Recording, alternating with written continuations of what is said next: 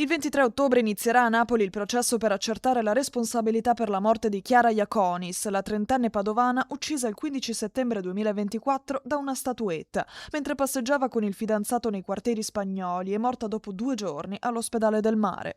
Secondo gli investigatori, a lanciare l'oggetto sarebbe stato un ragazzino di 13 anni, non imputabile per età.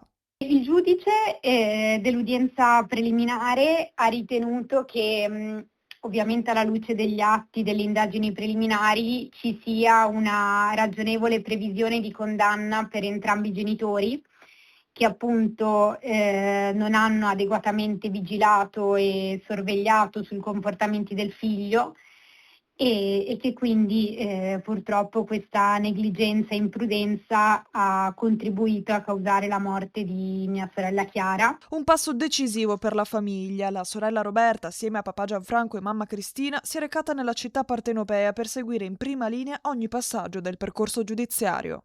Noi siamo convinti della loro penale responsabilità e riteniamo che il giudizio si concluderà, insomma, con una sentenza di condanna.